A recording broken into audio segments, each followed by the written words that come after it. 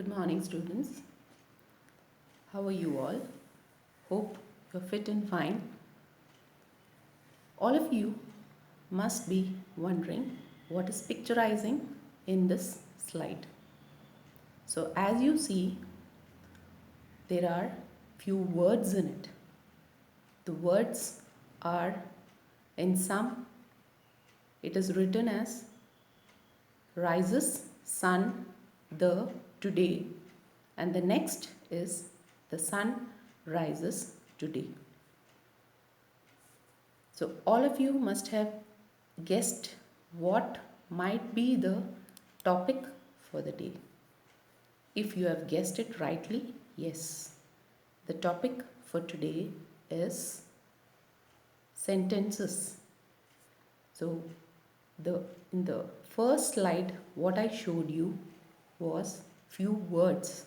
Some were not arranged properly and some were arranged properly in a sentence. So from this we can come to the conclusion of definition for the sentence. So what exactly is the definition for sentence? So sentence, as you notice in the slide, it is a group of words arranged in proper order so as to give complete sense. So as we are clear with the definition part, let's move further and study the next one, that is the kinds of sentences. So as you may know, there are different sentences which we use in our day-to-day life. So these sentences are basically divided under two different heads. One is the function and the other one is the structure. So function, basically what I mean here is where exactly the sentences can be used. How exactly it can be used in which situation.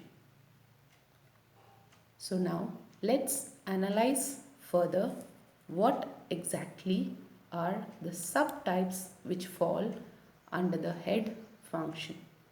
So the first and the foremost is assertive sentences. So what do you mean by assertive? First, let's study the two examples which is given.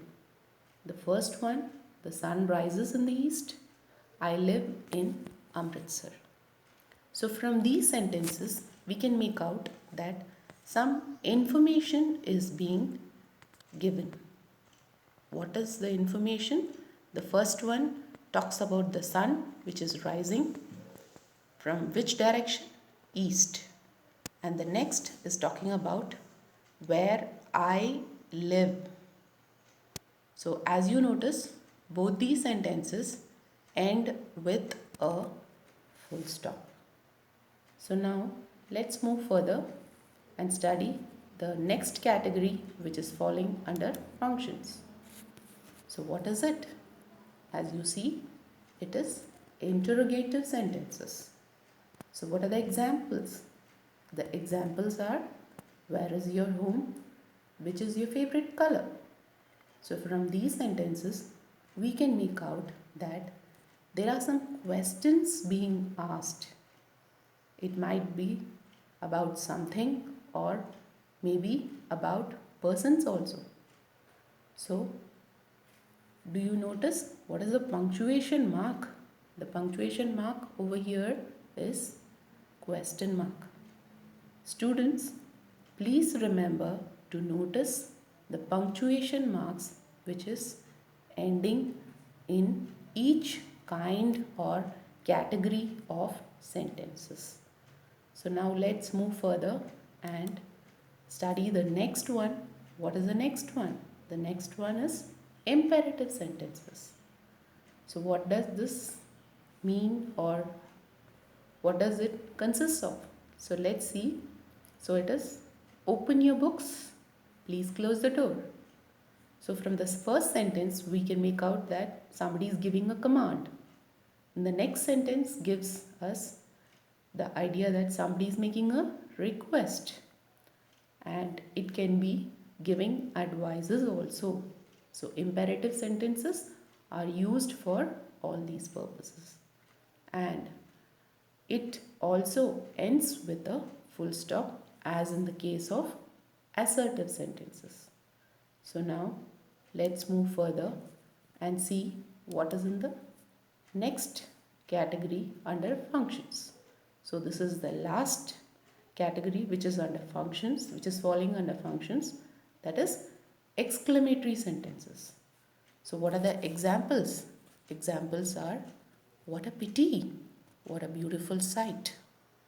So what is it giving? What an idea, what exactly it is telling about? It is expressing about our feelings. And do you notice the punctuation mark? The punctuation mark is over here is an exclamatory mark.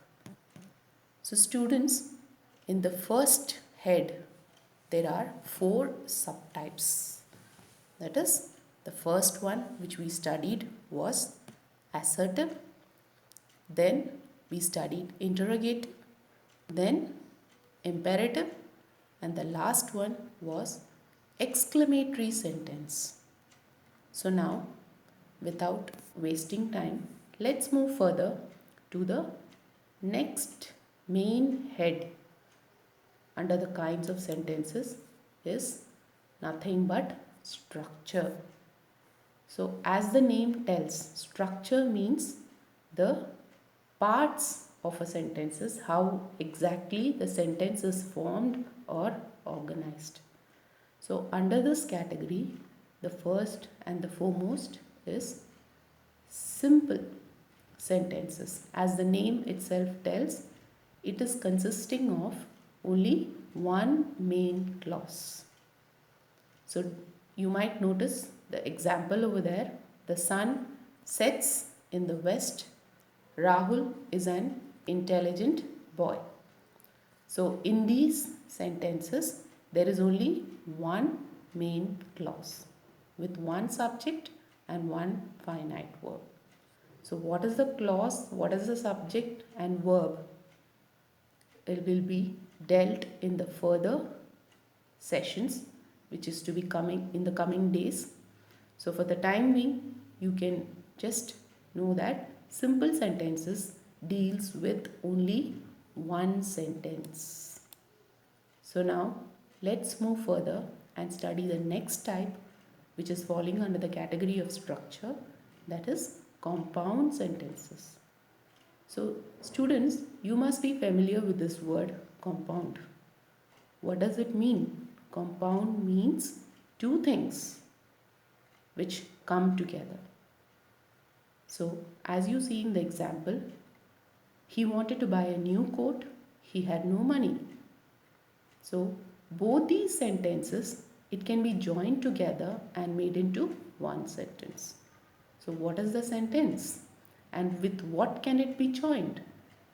It can be joined with a conjunction. So what is the conjunction which we are using over here? He wanted to buy a new coat but had no money.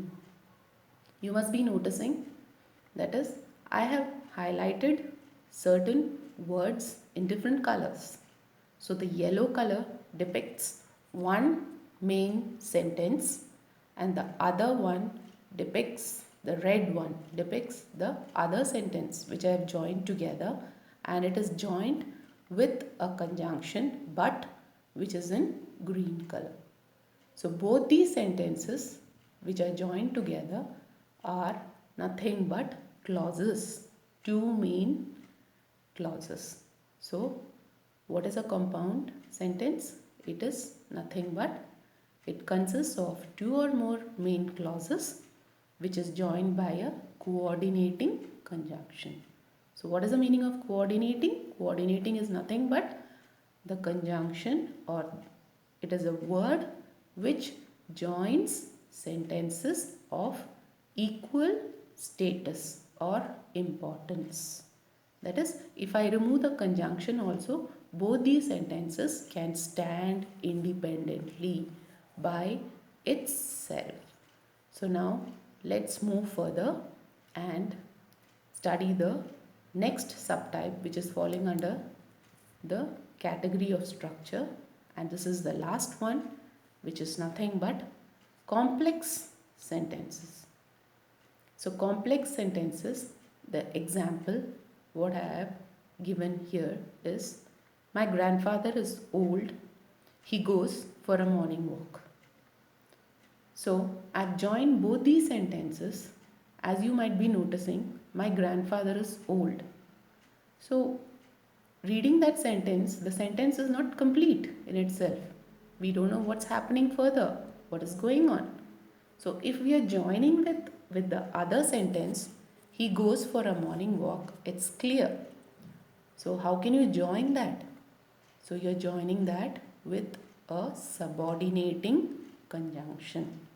So subordinating conjunctions are nothing but which joins one main clause and one or more subordinate clauses. Subordinate means which depends on the other clause. So over here the subordinate clause is, my grandfather is old, and the conjunction is although, which is in yellow color, and the blue color depicts he goes for a morning walk.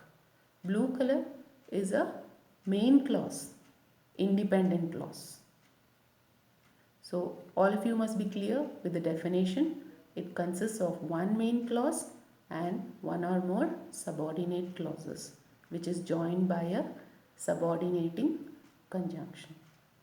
So students, I hope it is clear the topic on sentences. So please go through all these slides or whatever is there in your books. It's the same things. So all these should be go through, then only it will be understood. And please do the homework which is given side by side. Thank you. Have a nice day.